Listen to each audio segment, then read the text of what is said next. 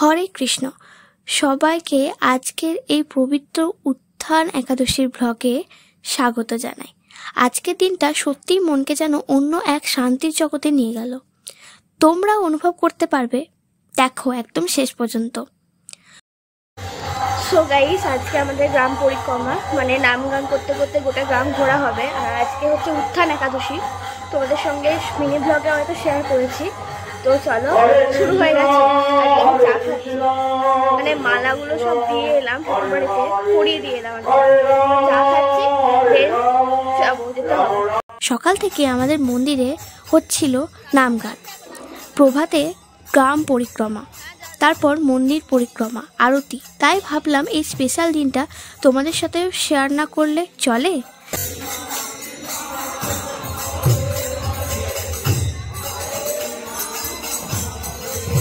আমরা বেরিয়ে পড়লাম নাম গানের সাথে গ্রাম পরিক্রমায়। রাস্তা জুড়ে ছোট বড় সবাই হরে কৃষ্ণ হরে রাম নাম স্মরণে মেতেছিল, আর পুরো ভাইবসটাই চেঞ্জ হয়ে গেছিল।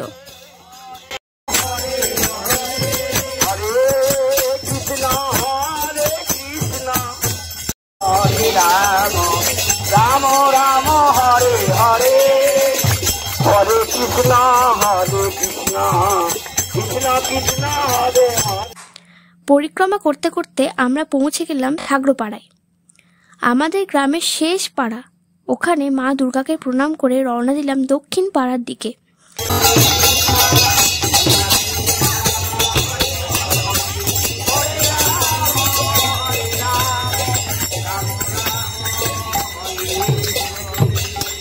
মনটা সত্যিই বলছি যেন শান্তিতে ভরে যাচ্ছে। মজা আনন্দ করে সকলে মিলে নাম গানে মেতে ওঠার আনন্দই আলাদা। হরে রাম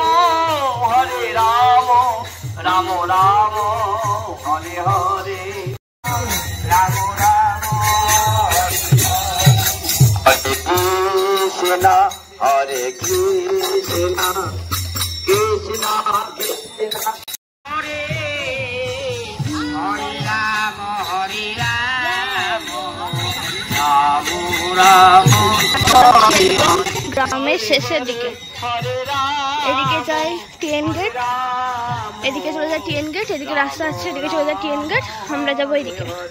এদিকে গিয়ে একবারে একটা কালী মন্দির আছে, ওখানে গিয়ে উঠবো, নিয়ে তারপরে আমাদের মন্দির যাবো। এটা হচ্ছে গ্রামের একদম শেষ প্রান্ত। ঠাকুরপাড়াটা যেমন ওইদিকে, এদিকে সেরকম এই জায়গাটা। চলো।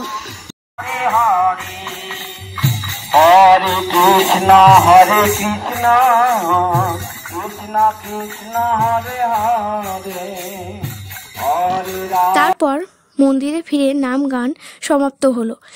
হরে হরে, হরে রাম হরে রাম, হরে হরে, হরে রাম হরে রাম। এবং শুরু হলো প্রসাদ বিতরণ। মাখন আর মিষ্টি কিছুটা নিয়ে বাকিটা একটা ভাইকে দিয়ে দিলাম, কারণ আমি মাখন খেতে অতটা ভালোবাসি না। সবাই এইভাবে করবে, আর 5:30 থেকে 6টার মধ্যে সব চলেছে। আজ প্রচন্ড আনন্দ করবো, আজ প্রদক্ষিণ করবো, আজকে সমস্ত কিছু হবে।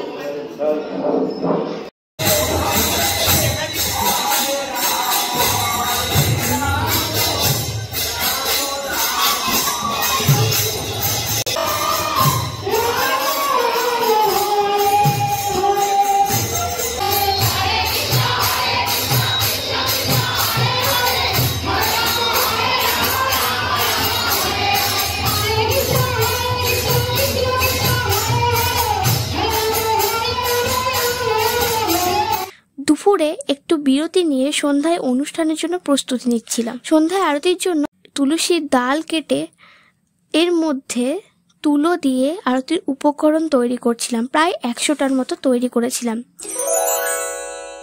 One eternity later. গাইস, এখন সন্ধ্যা করা বাজছে, এখন সন্ধ্যা 5টা, 5:30 বাজছে অ্যাকচুয়ালি।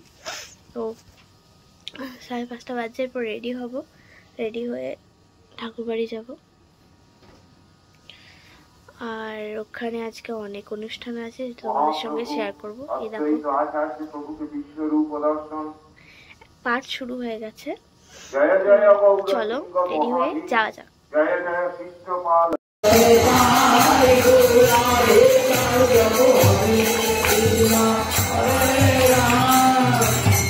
শ্রী কৃষ্ণ চৈতন্য প্রভু নিত্যানন্দ হরে কৃষ্ণ হরে রাম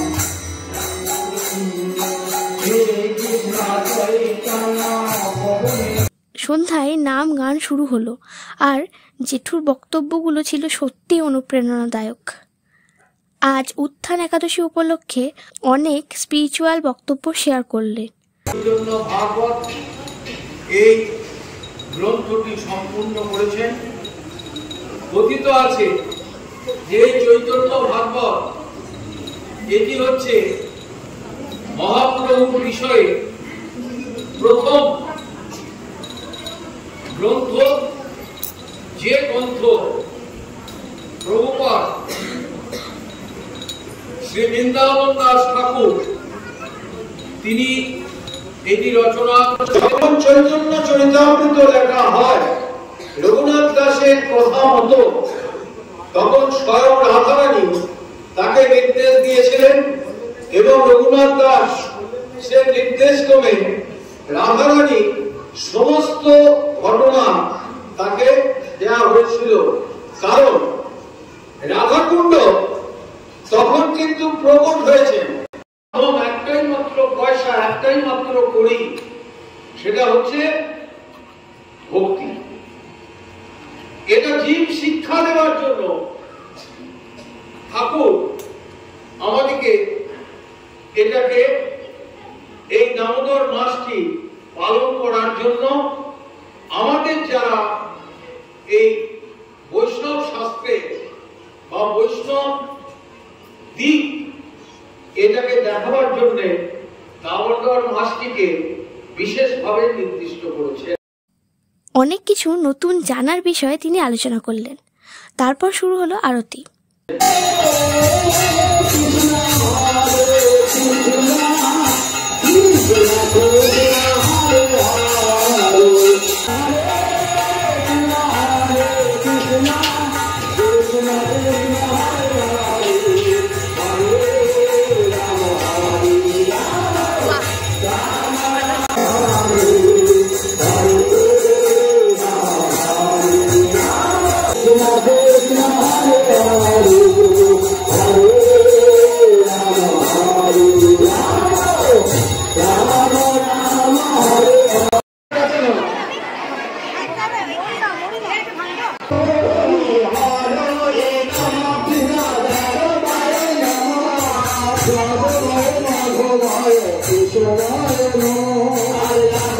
যখন সবাই মিলে আরতি করছিল, আহা কি অপূর্ব এই দৃশ্য।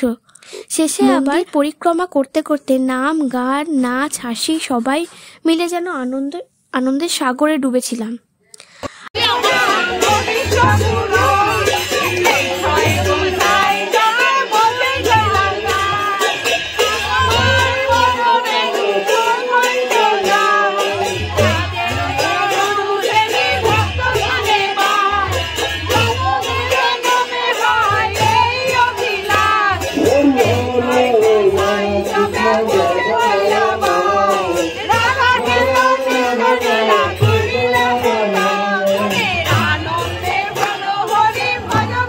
আর জেঠুমার মিষ্টি গলায় নাম গান তো ভ্লগে এক বিশেষ মুহূর্ত হয়ে উঠেছে।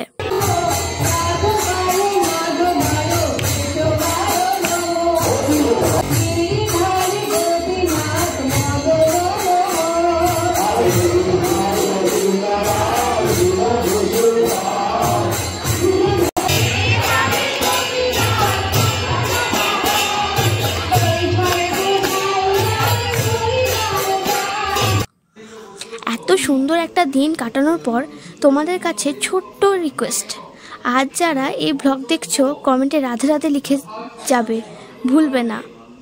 খুব ভালো লাগলে তোমরা কমেন্ট করলে, আর নতুন হলে সাবস্ক্রাইব করে নিও, কারণ এরকম ডিভাইন ভাইবসের ব্লগ আমি তোমাদের জন্য আবার নিয়ে আসবো।